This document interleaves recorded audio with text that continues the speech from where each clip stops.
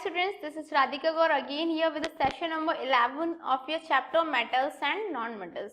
तो इस चैप्टर में, इस सेशन में हम क्या डिस्कस करने वाले हैं? About conversion of ores to metal oxides and isolations of metals. That is, अभी हमने जो मेटलर्जी की स्टेप्स थी जो सेशन नंबर 9 में डिस्कस करी थी, उनके अकॉर्डिंग हम क्या करते थे?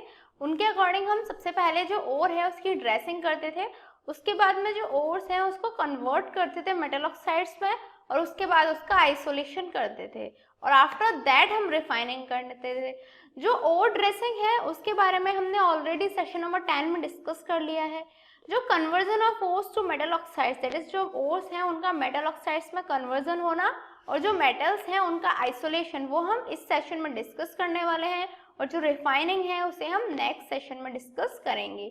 सो let's start with the conversion of ores to metal oxides. Actually, conversion of ores to conversion of concentrated ores to metal oxides, कैसे ये प्रोसेस होता है? After ore dressing we convert concentrated ore to metal oxides. क्या होता है, अब हमने ओर dressing तो कर ली, दैट इज या तो हमने हाइड्रोलिक वॉशिंग मेथड यूज करा, या हमने मैग्नेटिक सेपरेशन किया, या फ्रोथ फ्लोटेशन किया. कभी कभी हम स्लैगिंग या लीचिंग भी यूज करते हैं. तो कोई सा भी मेथड हमने यूज करके हमने क्या करा, जो ओर थी उसको क्या कर लिया, जो ओर है उसको हमने इजीली ड्रेसिंग कर ली उसकी. बट जब ओर ड्रेसिंग हो गई तो उसके बाद हमें क्या रिक्वायरमेंट है कि जो कंसंट्रेटेड ओर है उसे हमें मेटल ऑक्साइड्स में कन्वर्ट करना है. ठीक है, तो वो हम अभी यहाँ पे करने वाले हैं. अब the thing is, what is the purpose of conversion of non oxides compound to metal oxides? जो नॉन ऑक्साइड्स कंपाउंड्स हैं उन्हें मेटल ऑक्साइड्स में कन्वर्ट करने की रिक्वायरमेंट ही क्यों होती है? The reduction of metal oxides into metal is easier than the reduction of metal carbonates or metal sulfides into metals. जो हमारी कोई भी मेटल है, मेटल ऑक्साइड है, उसको मेटल में रिडक्शन करना काफी इजी होता है देन यदि हम किसी कार्बोनेट या मेटल को रिड्यूस करके उससे मेटल फॉर्मेशन करने की कोशिश करें तो. क्योंकि ये इजीली हम मेटल ऑक्साइड को किसी भी रिड्यूसिंग एजेंट का यूज करके इजीली उसे क्या कर सकते हैं, रिड्यूस कर सकते हैं, और क्या होगा, मेटल का फॉर्मेशन हो जाएगा.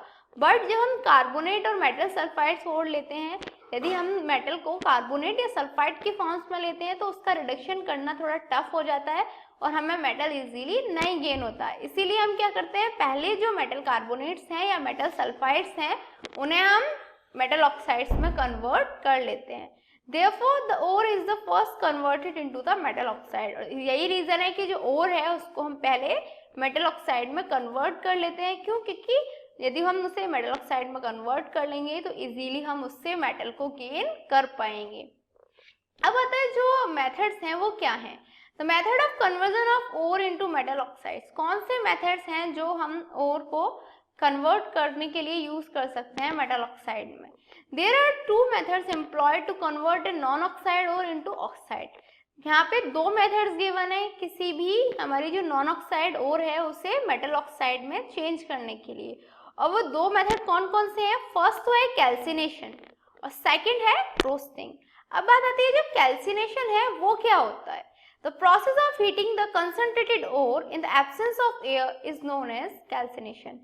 कैल्सिनेशन क्या होता है? जो हमारी कंसंट्रेटेड ओर है उसको हीट करने का प्रोसेस, और हीट हम कैसे करते हैं? In absence of air.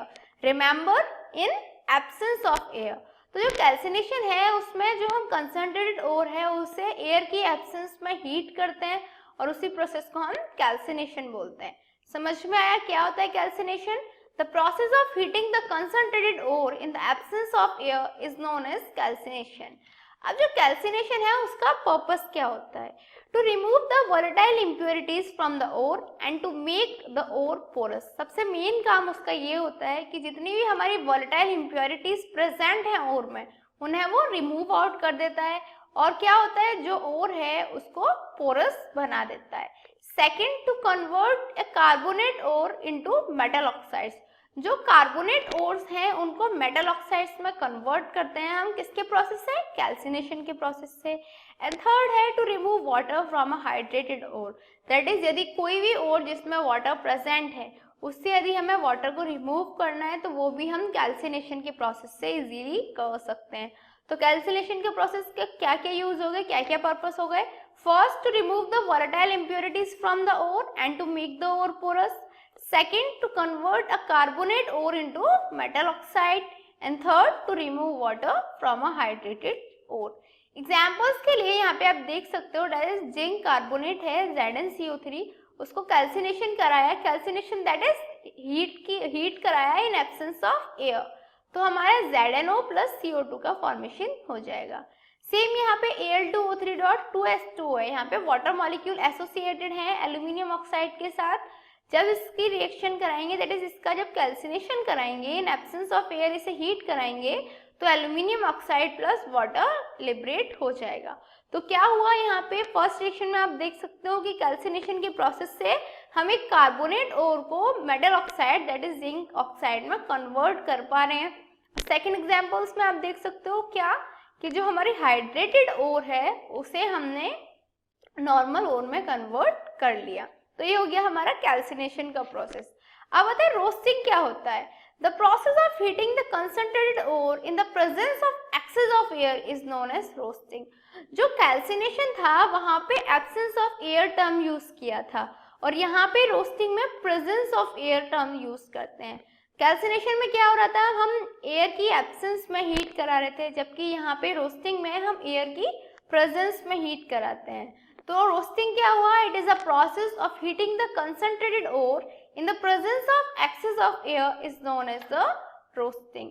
जो रोस्टिंग है उसका एम क्या होता है, this technique is used to convert a sulphide ore into its metal oxide. ये किस लिए यूज होती है, जो हमारे सल्फाइड ओर्स हैं उनको मेटल ऑक्साइड में चेंज करने के लिए। जो कार्बोनेट्स ओर थी उनको मेटल ऑक्साइड में चेंज करने के लिए हम कैल्सिनेशन का प्रोसेस यूज करते हैं, बट यदि हम सल्फाइड ओर्स को मेटल ऑक्साइड में चेंज करना चाहते हैं तो हमें रोस्टिंग का प्रोसेस यूज करना पड़ेगा।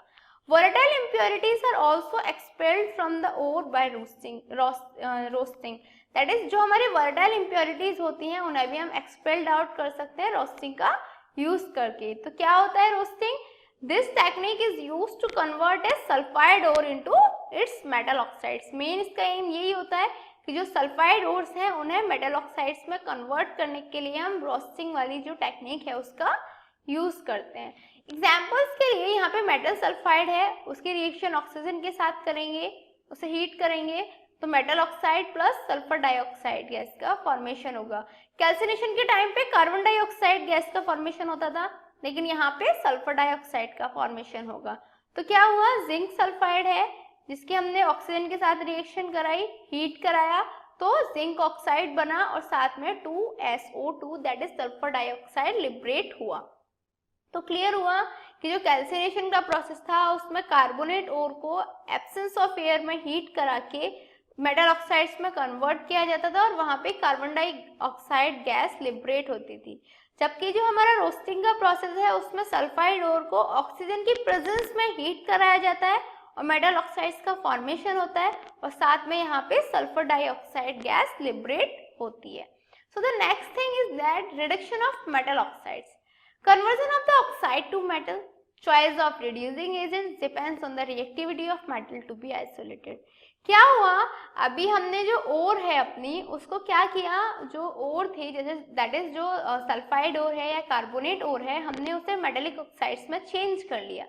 अब हम क्या करेंगे, जो ऑक्साइड्स हैं, जो मेटेलिक ऑक्साइड्स हैं उनको मेटल्स में कन्वर्ट करेंगे और उनको मेटल्स में कन्वर्ट करने के प्रोसेस को ही हम क्या बोलते हैं, reduction of metallic oxide. That is metallic oxides के रिडक्शन के प्रोसेस से ही हम जो हमारी मेटेलिक ऑक्साइड्स हैं उनको मेटल्स में कन्वर्ट कर सकते हैं। जो चॉइस होती है रिड्यूसिंग एजेंट, दैट इज कौन से रिड्यूसिंग एजेंट का यूज करके हम जो अपनी ओर है उसको, दैट इज जो हमारी मेटल ऑक्साइड है उसको मेटल में चेंज करेंगे, वो डिपेंड कर दिए upon the reactivity of metal. जैसे मेटल की रिएक्टिविटी होगी उसी की बेसिस पे हम जो रिड्यूसिंग एजेंट है उसे यूज करेंगे। So the first thing is that isolation of metals low in the reactivity series. वो metals जो reactivity series में नीचे present हैं उनके लिए हम कैसे isolation करते हैं। The metal low in reactivity series are very unreactive. Clear बात है, जो metals reactivity series में नीचे present होंगे वो क्या होंगे, unreactive होंगे। Therefore their oxides are reduced to metals by heating alone. इसीलिए उनके oxides को reduce कैसे कर सकते हैं metals में, सिंपली उन्हें हीट कर लिया जाए। Clear? The metals low in reactivity series are very unreactive. Therefore, their oxides are reduced to metals by heating alone. यहाँ पे हम देख सकते हो जो मरकरी सल्फाइड है दैट इज HgS, उसकी रिएक्शन हमने डायरेक्टली O2 के साथ करा दी. जब उसे हीट कराएंगे तो HgO में कन्वर्ट हो जाएगा plus SO2. Clear? So the next thing is that isolations of metal in the middle of the reactivity series. जो मेटल्स रिएक्टिविटी सीरीज के मिडिल में प्रेजेंट है उनका आइसोलेशन हम कैसे करेंगे?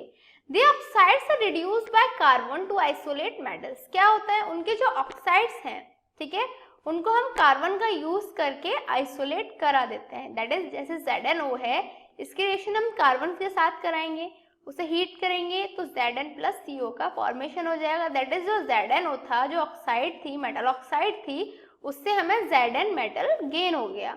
सेम यहाँ पे FeO है, उसमें C की रिएक्शन कराएंगे तो हमें FeO से Fe एटम मिल जाएगा और CO लिबरेट आउट हो जाएगी.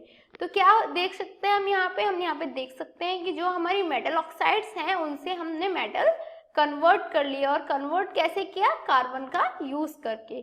तो क्लियर हुआ, जो मिडिल में प्रेजेंट होंगे उनके लिए हम कार्बन का यूज करेंगे और हमें जो हमारा मेटल है वो गेन हो जाएगा.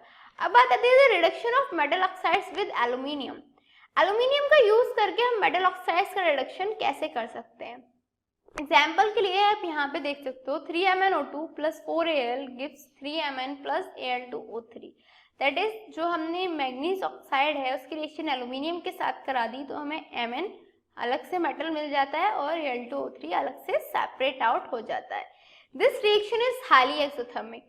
ये जो रिएक्शन होती है हाईली एक्सोथर्मिक होती है. Therefore the metal is produced in the मॉल्टन state.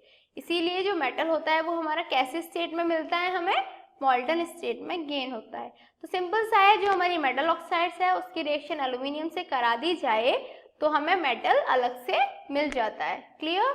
So the thing is aluminothermy क्या है? The reduction of metallic oxides with aluminium is known as aluminothermy और थर्माइट प्रोसेस. क्या होता है एल्यूमिनोथर्मी? ये एक प्रोसेस होता है जिसमें जो हमारी मेटेलिक ऑक्साइड्स हैं उनका हम रिडक्शन कराते हैं. किसके साथ? एल्यूमिनियम का यूज करके. दैट इज यहाँ पे देखो, आप एग्जांपल में देख सकते हो कि Fe2O3 आयरन की ऑक्साइड है, इसकी रिएक्शन जब एल्यूमिनियम के साथ कराएंगे तो Al2O3 plus Fe plus heat का फॉर्मेशन होगा और ये जो Fe है यही एक मेटल होता है. तो एल्यूमिनोथर्मी क्या हुआ? Reduction of metal oxides with aluminium. Clear? जो थर्माइट प्रोसेस है इसे हम नॉर्मली जो वेल्डिंग्स होती हैं हमारी आयरन, आपने देखा है जो रेलवे ट्रैक्स होते हैं उसकी जो हमारी जो रेलवे की लाइंस होती हैं यदि उनमें क्रैक्स आ जाते हैं तो हम वेल्डिंग का यूज करके, थर्माइट प्रोसेस का यूज करके ही उसे सिक्योर करते हैं, उसे अगेन जोड़ते हैं. तो वो किसके प्रोसेस से होता है? एल्यूमिनोथर्मी के प्रोसेस से. अभी जो हमारे एटम्स जो मेटल्स रिएक्टिविटी सीरीज में लो प्रेजेंट थे और मिडिल प्रेजेंट थे उनका आइसोलेशन हमने कर लिया. बट जो मेटल्स हाई लेवल पे प्रेजेंट होते हैं दैट इज रिएक्टिविटी सीरीज में ऊपर प्रेजेंट होते हैं, उनका आइसोलेशन हम कैसे करेंगे? Active metals like sodium, potassium, magnesium and calcium can not be isolated by heating there compounds with carbon. जितने भी हमारे एक्टिव मेटल्स हैं जैसे सोडियम हुआ या पोटेशियम हुआ या मैग्नीशियम हुआ या कैल्शियम हुआ, इनको हम आइसोलेट नहीं कर सकते नॉर्मली कार्बन के साथ हीट करके. Therefore, they are isolated from their fused chlorides by passing electric current. इनको कैसे आइसोलेट किया जाता है कि इनकी जो फ्यूज क्लोराइड्स हैं उनमें हम इलेक्ट्रिक करंट को पास आउट कराते हैं. जैसे यहाँ पे आप एग्जांपल देख सकते हो NaCl में Na प्लस Cl नेगेटिव में ब्रेक हो जाता है. कैसे ब्रेक होता है? जब हम इलेक्ट्रोलाइटिक रिफाइनिंग कराते हैं. इसकी जो Na है वो एक इलेक्ट्रॉन को लॉस टू से गेन कर रहा है. यहाँ पे Na प्लस जो है एक इलेक्ट्रॉन को गेन कर रहा है, Na बन रहा है. दैट इज यहाँ पे रिडक्शन हो गया. यहाँ पे 2Cl नेगेटिव जो है वो इलेक्ट्रॉन्स को लॉस कर रहा है, दैट इज Cl2 बन रहा है प्लस 2 इलेक्ट्रॉन्स यहाँ पे ऑक्सीडेशन हो रहा है. तो क्लियर हुआ, जो आइसोलेशन जो रिएक्टिविटी सीरीज में एबव मेटल्स प्रेजेंट होते हैं उनका आइसोलेशन हम कैसे करते हैं? इलेक्ट्रिक करंट पास आउट करा के. So it's a time for challenging question mark. What is dry process? Dry process क्या होता है? And your time's start now. 1 2 3 4 5 time's up. Have you answered this in your mind? Let's check out. Actually, the method of isolation of metals from their ores by reduction with coke carbon monoxide, aluminium powder और electric current is known as dry process because water is not use in any case. क्या होता है, जो metals का हम isolation करते हैं, कैसे आइसोलेशन करते हैं, हम उनकी ओर्स को रिड्यूस कराते हैं, या तो कोक का CO का यूज करते हैं, या कार्बन मोनोऑक्साइड का यूज करते हैं, या हम अपने एल्यूमिनियम पाउडर या इलेक्ट्रिक करंट का यूज करके उनका रिडक्शन कराते हैं। उसी प्रोसेस को हम ड्राई प्रोसेस कहते हैं। और इन प्रोसेस को हम ड्राई प्रोसेस क्यों कहते हैं, क्योंकि वाटर उसमें यूज नहीं होता। तो क्लियर हुआ क्या हुआ dry process? It is the method of isolation of metals from their ores by reduction with coke, carbon monoxide, aluminium powder or electric current is known as dry process because water is not used in any case. So what did we learn today? आज हमने क्या study किया? हमने जो metals हैं उनका isolation कैसे होता है, जो मेटल्स हैं उनको मेटल ऑक्साइड्स में कन्वर्ट, जो ओर्स हैं दैट इज कार्बोनेट्स और सल्फाइड ओर्स हैं, उनको मेटलिक ऑक्साइड्स में कन्वर्ट कैसे कर सकते हैं, कैल्सिनेशन, रोस्टिंग प्रोसेस क्या होते हैं, इन सब के बारे में हमने यहाँ पे डिस्कस किया। हमने ये भी पढ़ा जो रिएक्टिविटी सीरीज में नीचे प्रेजेंट है मेटल्स, उनका आइसोलेशन कैसे होगा, जो मिडल में प्रेजेंट है उनका आइसोलेशन कैसे होगा, और जो एबव प्रेजेंट है उनका आइसोलेशन कैसे होगा। In next sessions we are going to talk about much more this chapter. Till then, good luck.